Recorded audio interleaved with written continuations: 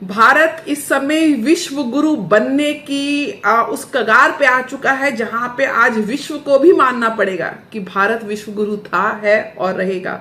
ना केवल पृथ्वी पर, जहां हम पांचवी बड़ी अर्थव्यवस्था और चौथी बड़ी आर्मी बन चुके हैं, वहीं आज स्पेस में भी, अंतरिक्ष में भी भारत का परचम चंद्रमा के ऊपर लहरा रहा है। भारत के साइंटिस्ट, इसरो के, इंडियन स्पेस रिसर्च ऑर्गेनाइजेशन के साइंटिस्ट ने वो कमाल कर दिखाया है जो ग्लोबल प्लेटफॉर्म पे कोई नहीं कर पाया। मात्र बहुत ही कम खर्चे में जो हमारा चंद्रयान आज सक्सेसफुली लैंड हुआ है चंद्रमा की जमीन पर, ये अपने आप में इस बात का इशारा कर रहा है कि किस ज्ञान और प्रज्ञा का जो केंद्र रहा है ये देश, उसका उसने पूर्ण रूप से उसको एक तरीके से डिलीवरी करके दिखाई है। और यहाँ पे एक चीज और समझने की जरूरत है कि ज्योतिष की दृष्टि से चंद्रमा इतना महत्वपूर्ण क्यों है और क्या ऐसे ग्रहों के योग रहे कि हम सक्सेसफुली आज चंद्रमा पर अपने तिरंगे को देख पा रहे हैं। सबसे बड़ी बात, ज्योतिष में चंद्रमा को मनसो जाता बोला जाता है। केवल वैदिक परंपरा में चंद्रमा को अगर आप समझें तो भगवान शिव ने अपने शीश पे धारण किया है। इसको क्षय होने का जो अभिशाप मिला था उससे मुक्त करके अभेदान दिया। लेकिन चंद्रमा की दो साइकिल होती हैं, जिसमें एक शुक्ल पक्ष होता है, कृष्ण पक्ष होता है।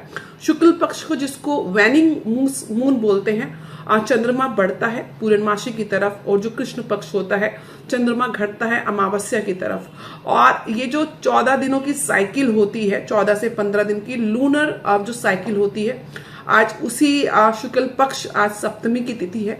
बहुत ही शुभ मुहूर्त है जिस समय ये लैंडिंग हुई है। और अब इसरो के पास ये 14 दिन है उस लूनर साइकिल के, जब सूर्य की ऊर्जा से हमारा जो रोवर है और जो वहां पे हमारा प्रज्ञान है, जो वहां पे हमारे लिए रिसर्च करेगा, हमारे लिए डेटा उपलब्ध कराएगा, ताकि हम साइंटिफिकली समझें कि चंद्रमा की सतह पर किस तरीके के खनिज मिलते हैं, वहां का वायुमंडल क्या है, वहां पे क्या स्थिति है तमाम।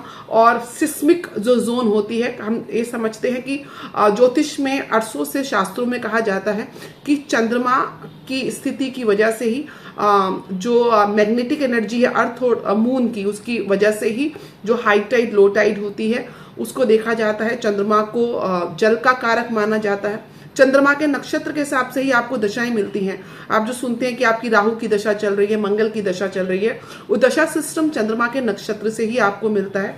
आपका नाम अक्षर भी चंद्रमा के नक्षत्र से होता है। चंद्रमा को ज्योतिष में बहुत ही महत्वपूर्ण ग्रह माना जाता है।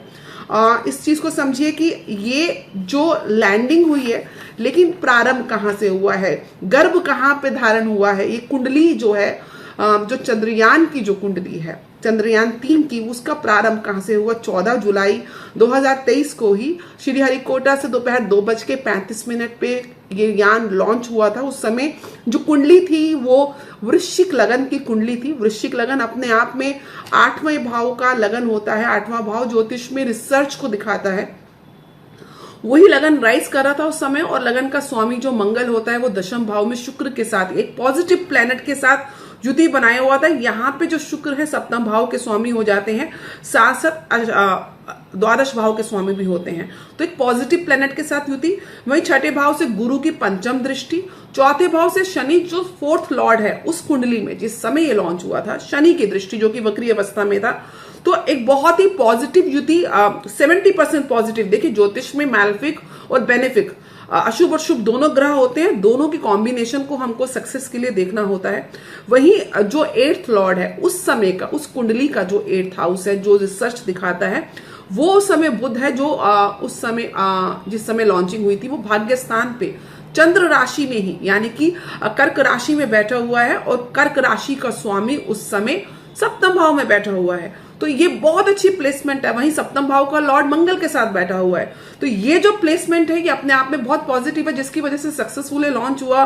और अब चंद्रयान 2 के साथ भी उसका संपर्क हुआ, अपने आप में ये दिखा रहा है। और उस समय जब लॉन्चिंग हुई थी तो रोहिणी नक्षत्र में हुई थी। रोहिणी नक्षत्र चंद्रमा का उच्च राशि का नक्षत्र है। सबसे प्रिय नक्षत्र रोहिणी को माना जाता है। रोहिणी की आध्यात्मिक स्टोरी को समझेंगे तो चंद्रमा की जो 27 बीवियां थी, जिनको हम 27 नक्षत्र से एसोसिएटेड करते हैं, वहां रोहिणी सबसे प्रिय स्थिति उनकी पत्नी थी। तो चंद्रमा बहुत प्रसन्न होता है इस नक्षत्र में। और स्थिर नक्षत्र है ये। रोहिणी नक्षत्र बहुत ही ऑस्पिशियस नक्षत्र माना जाता है। इस नक्षत्र में कोई भी कार्यक्रम जब आप चालू करते हैं उसकी सक्सेस रेट तकरीबन 80 to 90% हो जाती है, जो हमको साक्षात आज अगस्त के महीने में देखने को मिल रही है। उस समय बुध और शनि का इत्तिसाल योग भी था, जहां पे बुध 8th लॉर्ड था और शनि जो था 4th लॉर्ड था, और शनि दृष्ट भी कर रहा है मंगल को और शुक्र को। तो ओवरऑल ये पोजीशन बहुत अच्छी है। अब हम बात करते हैं अभी की कुंडली क्या कह रही है, यानी कि 6 बजे की कुंडली क्या कह रही है। 6 बजे जो कुंडली बन रही है वो मकर लगन की बन रही है। मकर लगन अगेन शनि का लगन है, और शनि इस समय जो है अपने दूसरे भाव में वक्री होके बैठे हुए हैं। वक्री होके उनका चेष्टा बल बन जाता है। दूसरा भाव एसेट्स का भाव होता है। इस समय ये देश के एसेट्स का भाव है, यानी कि देश के एसेट्स को बढ़ाने वाला है।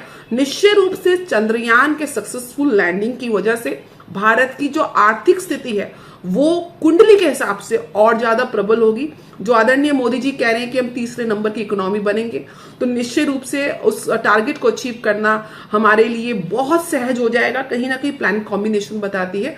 और चंद्रमा इस समय तुला राशि, विशाखा नक्षत्र।